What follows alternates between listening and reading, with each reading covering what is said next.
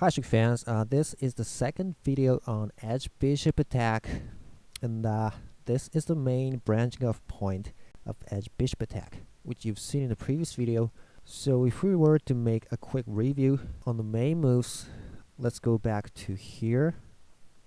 From this basic position of rapid attack, after white plays pawn to 5d, bishop to 9g, attacking the rook, so rook to 4a, and then bishop to 7i. And in the previous video I told you at this position basically there is two candidate moves. One is silver to 4c and the other is pawn to 6d.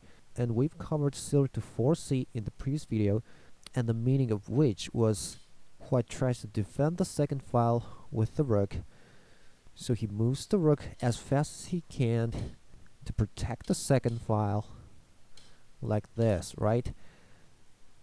So today, at this position, as opposed to silver to 4c, we're going to see pawn to 6d, which is also a natural move made by white. So basically, the meaning of this move is, first of all, white is not going to defend the second file with his rook. He's going to allow black to attack on the second file. And pawn to 6d is often a pretty good move made by Mino Castle's side, because it reinforces Mino Castle. So after this pawn push, right black will definitely play 0 to 6f, opening his bishop's diagonal, try to attack on the second file. And here, as in the 0 to 4c variation, white will push his 4th file pawn to 4e, opening his bishop's diagonal. And you can see another meaning of this pawn push on the 6th file. Now he can push this pawn with the help of this bishop's diagonal. You see the silver is pinned here. Okay, so from this position, black goes ahead on the second file. So pawn to 2d, pawn takes it, and bishop takes 2d. And here, white has a really good move. He's not going to accept the bishop trade here. Well, that move here is this. Bishop to 4d, moving his bishop away, declining the bishop trade. And this 4d square is a really nice square for a bishop. So there are several options for black at this position. So first of all, let's take a look at the most natural move, moving his bishop back to his camp, say to 7i. Well, 7i is the best square he has. 6h, for instance, is not really good, because when white tries to attack on these files, the bishop is too near to the battlefield. So bishop to 7i, allowing the rook to attack on the opponent's camp. But look at this. All these squares are protected by white's pieces, so black can immediately promote his rook here, right? So white just says it's fine, and maybe he'll push another pawn to 7d, keeping reinforcing his castle. So what should black do here? Well, one thing you can think of might be a pawn drop to 2b. Well, but white has a really good counterattack here. It's this. Pawn drop to 2f, ignoring black's attack on the knight, and he blocks the rook. Now black will have to take the knight, but white recaptures it by the rook, and suddenly black is in a big trouble here. So before you drop a pawn to 2f, what black should do here is he should push this pawn on the third file to 3e, blocking white's bishop. After he takes it with a pawn, now black can drop his pawn to 2f. And you see white can't block the black's rook by his bishop's diagonal, so the knight will have to run to 3c. Pawn promotion, rook takes it, but rook trade here, and black will have this nice fork on 2d, forking the bishop and the silver. There's nothing that white can do here but to drop a rook to 4a, defending both pieces. So now black can simply promote his rook to 2c, and maybe black is doing pretty good here. And also,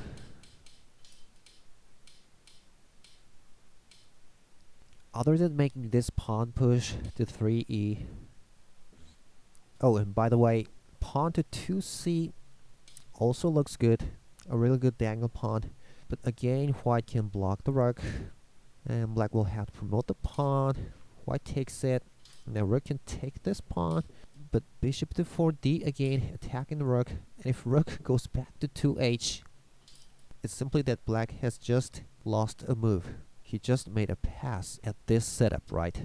Alright, so black can also try activating his knight to 3g.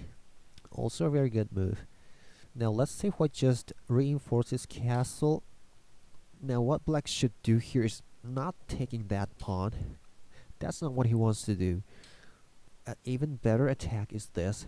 Pawn to 4f. Attacking bishop's head with a pawn. So after white takes it, right, pawn drop to 4e. Now this bishop has to keep protecting this square. So the only way it can go to is this, 3c. But then black's bishop can take this pawn, sending one pawn to his piece stand. So now he threatens to drop the pawn in the next move. Oh, maybe this pawn drop might also be good. So maybe we'll have to drop a pawn there and defend. So at this position, when black has dropped a pawn to 4e, white shouldn't just move his bishop back to 3c. Well, actually he has a better move here. A really good countermeasure is this. Pawn drop to 2g, attacking the rook. So rook will have to take it, of course. But then white drops another pawn to 2f, blocking black's rook. Rook to 2i. And then white's bishop can go to this way to 6b. He doesn't have to protect the 2b square anymore, now that the rook is blocked. And from here, if black simply takes this pawn by the bishop, white can make this really nice knight develop to 3c, and white will have the initiative. So instead of taking with the bishop, black should try to take it with the silver.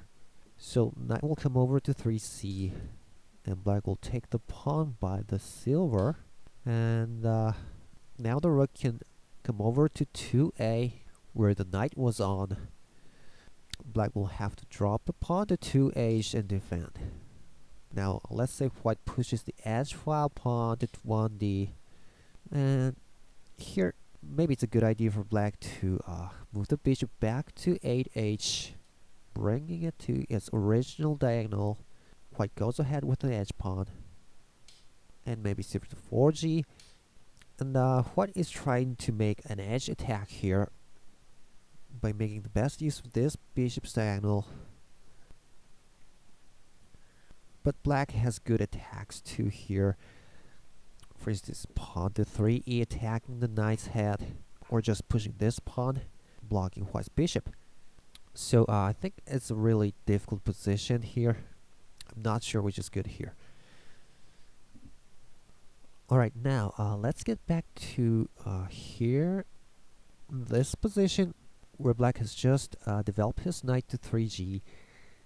Instead of building up his castle here, white has an interesting attack here. Is this pawn to 7e. Now black can't take it with the silver, so he'll take it with the pawn. But then look at this, a nice dangling pawn to 7f. Now he's threatening to push this pawn in the next move, making the best use of this really nice pin on the silver. But in this case, black can simply move his bishop back to 8h to its original diagonal, and it's fine. So this is also one of the reasons why black should pull his bishop back to 7i as opposed to 6h or 5g. Okay, now let me talk about another option for black at this position. Is here. Oh, I forgot to show you one variation. Sorry. After bishop to 7i, instead of building up his castle, white has an interesting move here. Is pawn to 1d. Well, if black goes for the same tactic like this, Well, then white can move the knight to this way on 1c. So after pawn promotion and the rook trade, look at this. This rook fork doesn't work because now the knight is here as opposed to here. So this bishop can move to 2b and it's fine. And also after pawn push to 1d, if black goes for this tactic, after the same lines you've seen, pawn drop,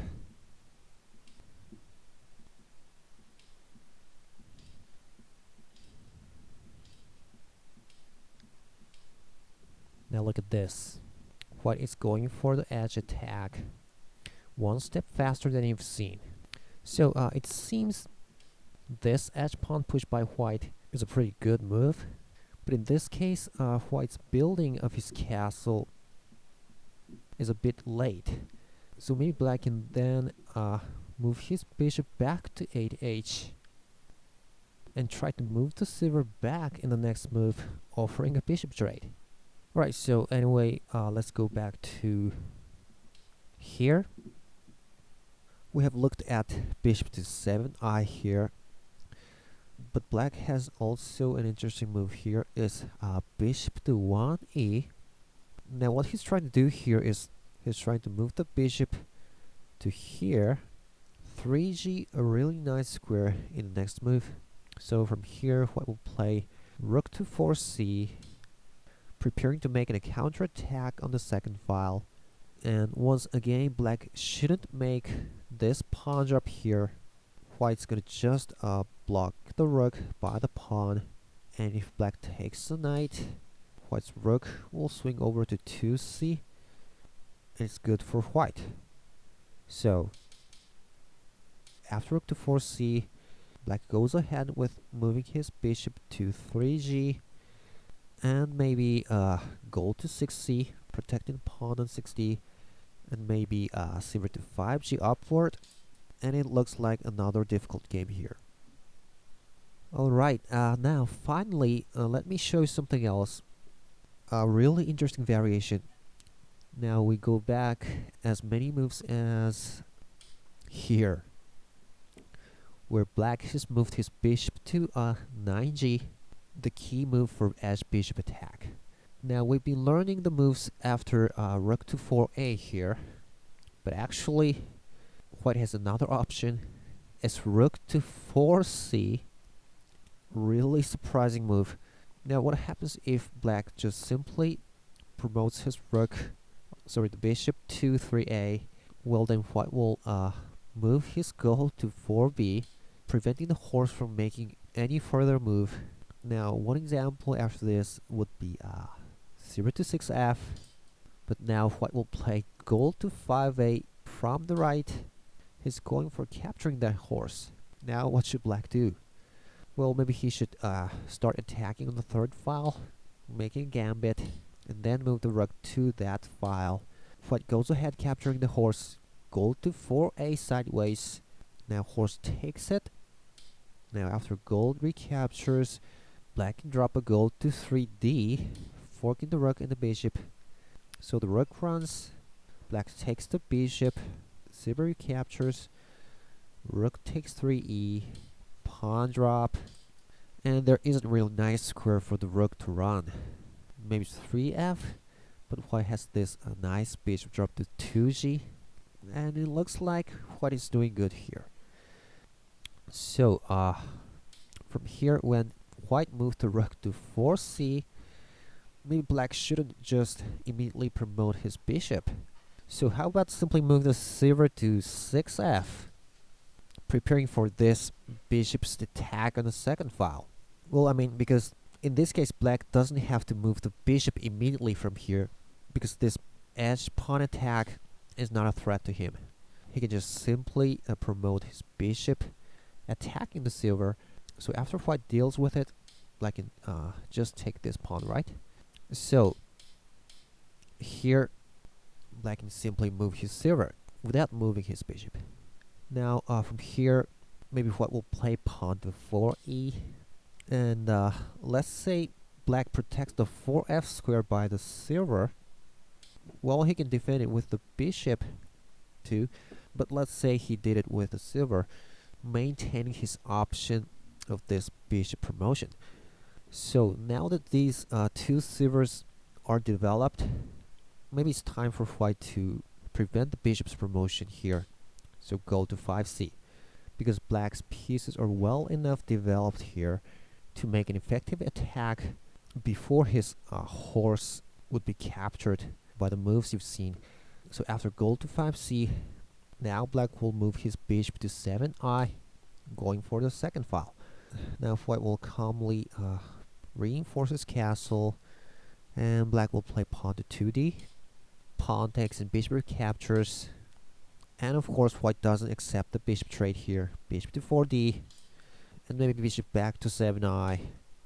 Pawn 6e, silver retreats, and white has an option of moving his rook to 2c, offering a rook trade, or maybe he can just protect the second file by dropping a pawn. And after that, black can go for the fourth file here, like this. Or white also has an option of just keeping building up his castle. And if black drops a pawn to 2b, he'll block the rook by the pawn. And if he takes a knight, yes, rook to 2c, and well, but black can take the pawn with the silver in this case, right? But then the bishop can take this pawn. Oh, how about this move here? Silver to 3e. How's that? Does it work? No, it's not good. The bishop can just take this silver by checking. And it's a two-piece exchange. It's not good for black. Alright, now that's all for Yamada's Jouseki. Hope you enjoyed the video, and we'll see you next time.